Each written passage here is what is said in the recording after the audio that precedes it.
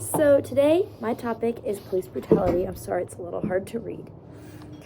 So, police brutality.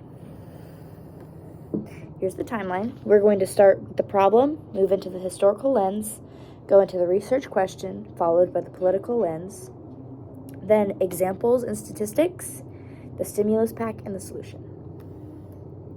The problem. Police misconduct is a super duper difficult topic to talk about.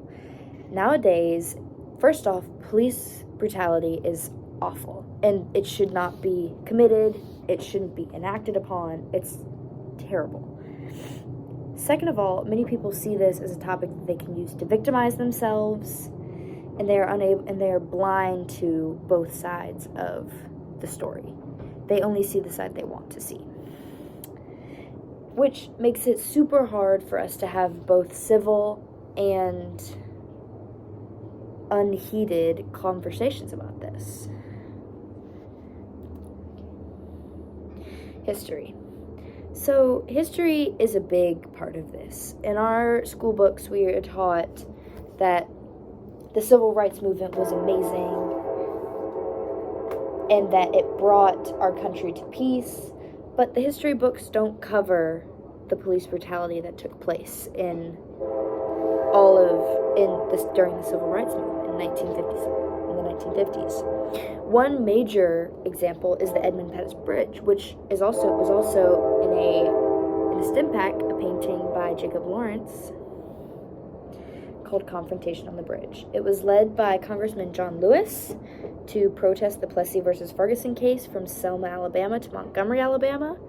And when the protesters got to Montgomery, Alabama, they were met with excessive police force and attacks. There were use of firefighter hoses to push them back. There were use of police dogs to attack and bite these protesters, and the police just beat with their batons all of these protesters. The research question. Why is police brutality such a taboo topic, and what can we do as average citizens to bring this topic to light and have civil conversations about police brutality, which should eventually put this issue to rest? So, the political lens. So, Roland Fryer, picture on the left, conducted an empirical analysis to bring to light this terrible issue. He did not go into this believing that he was going to see some of the statistics that he found out that will be covered in the next few slides. He believed that it was all racially biased and that it was going to be not something that it was surprising to him. Also, political leaders tend to stay away from talking about topics such as police brutality. They kind of brush over it, and many officers who have been persecuted for police brutality have been released. There have been no indictment of these officers, and it's a terrible thing when they have been killing people for no reason. Some of the statistics. In 2023, the amount of casualties caused by police force was 1,232 people, which that is a large number. Now, not all of that number was out of pure malice. Much of it was justified, such as people driving away from drug deals, people pulling guns on the officers, and putting these police officers in unsafe positions. Among all men from ages 25 to 29, police killings are the 6th leading cause of death, which again, not all out of malice. Many of these killings are justified, as are a majority of the casualties. And last but not least, 44% of police shooting victims are white, which is what Roland Fryer, on the previous slide, discovered in his empirical analysis.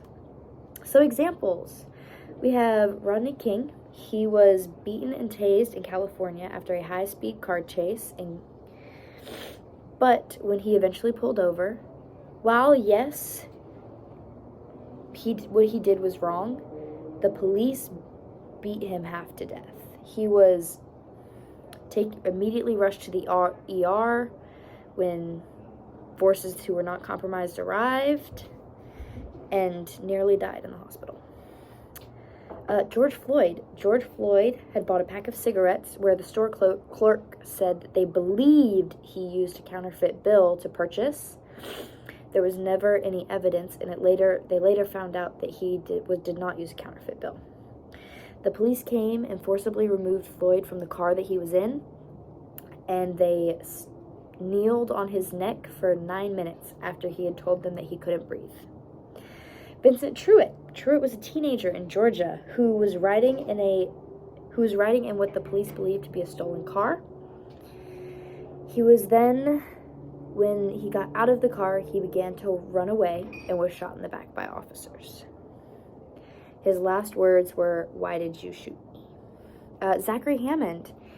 Hammond was an unarmed 19-year-old driving away from a Hardee's parking lot in what the police believed to be a drug deal. When police arrived, they put a gun in his window and he was shot to death. So, the stim pack. Going back to confrontation on the bridge. Here you have, in this corner of the image, you can see a police dog, or what we believe to be a police dog. And you see all of these protesters of the civil rights movement looking away, hiding from the police. They could tell, they knew what was coming, and they knew that it was going to be brutal. Second, President Franklin Delano Roosevelt, in his first inaugural address, calls the United States citizens to action. I will get to this later in the presentation. The solution. As American citizens, need to be able to have civil conversations about what has happened in our country's past and what is currently happening in our nation as a whole. It takes courage for these people to stand up, and not only for what they believe, but also to be civil about it. This country calls for action, and action now. That is what Franklin Delano Roosevelt said in his first inaugural address. We need people to take action for their actions. They need to be put in jail if it is unjust casualties. Yeah. And here are my references.